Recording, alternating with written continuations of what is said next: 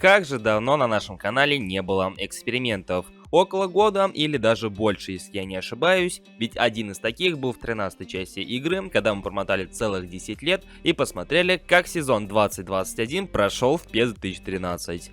И если вы следите за последними новостями в мире футбола, то вы наверняка в курсе, что из РПЛ потихоньку отъезжают легионеры. Кто-то расстается достаточно тихо, разрывая контракты, кто-то просто отъезжает временно, приостанавливая действие своих контрактов с подачи FIFA. И в рамках сегодняшнего ролика предлагаю провести очередной эксперимент в 21 части, и что будет, если удалить всех легионеров из РПЛ в 21 части Pro Evolution Soccer. Какая команда выиграет от этого, а какая проиграет больше всего с точки зрения спортивных результатов. Но перед тем, как мы приступим, убедительная просьба поддержать данный ролик, поскольку он достаточно выбивается из новостных роликов, и поэтому рискую собрать намного меньше, чем они. И поэтому любой ваш комментарий и ваша поддержка в виде пальцев вверх очень помогут ему в продвижении. Ну и в целом, пишите, как вам подобный эксперимент, и стоит ли задуматься о рубрике экспериментов, как о постоянной рубрике. Ну а если вы здесь впервые, то обязательно подписывайтесь и прожимайте колокольчик для уведомлений. Но мы в свою очередь начинаем.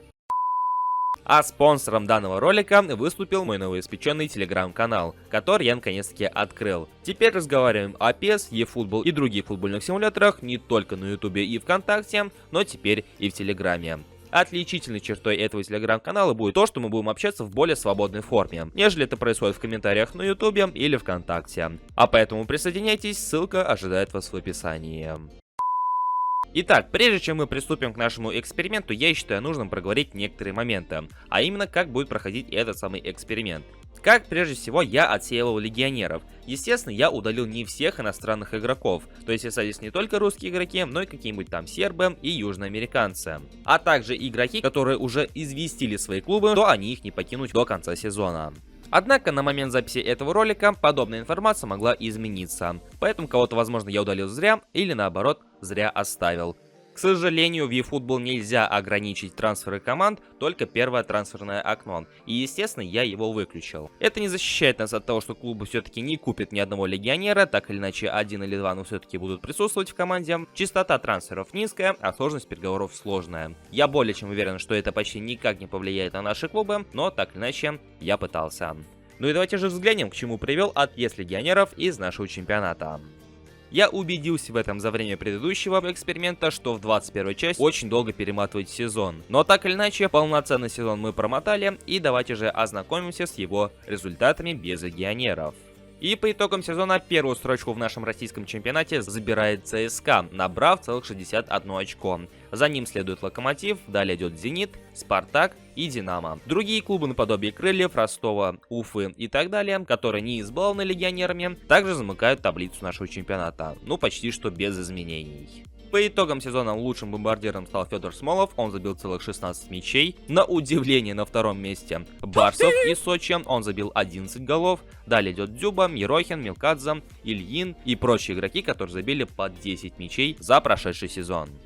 Лучшим ассистентом РПЛ данного сезона стал Дмитрий Баринов, который отдал 14 голевых передач. За ним идет Иван Обляков, 9 голевых передач. Магомед Аздоев идет третьим, Скопинцев также третий. Они дали по 8 передач. И далее идут игроки, которые отдали 7, 6 и 5 передач соответственно.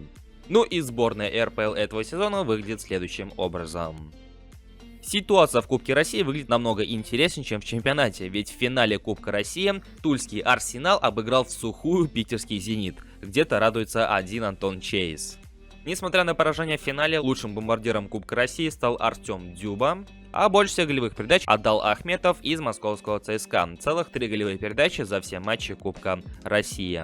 Индивидуальный титул по итогам Кубка России выглядит следующим образом. Лучший игрок турнира Сергей Ткачев, золотая бутса у Дзюбы, как мы упомянули ранее, лидер по голевым передачам Ахметов и лучший главный тренер Миодраг Божевич. Ну и сборная Кубка России выглядит следующим образом. Она уже более такая разнообразная, нежели в чемпионате. Здесь московский и питерскую команду разбавляют игроки тульского Арсенала и грозненского Ахмата.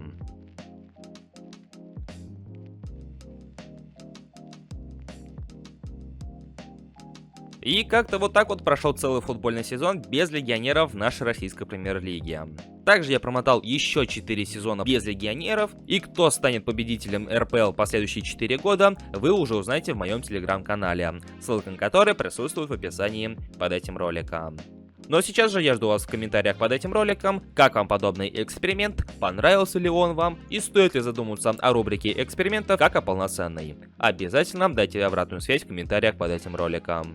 Ну и не забывайте поддерживать его своими лайками, поскольку это также немаловажно, особенно в последнее время, когда YouTube работает крайне нестабильно. Не забывайте подписываться на этот канал, если находитесь здесь впервые, ну и прожимайте колокольчик для уведомлений. У меня на сегодня все, и я всех благодарю за просмотр этого ролика. Всем удачи и до скорых встреч, друзья!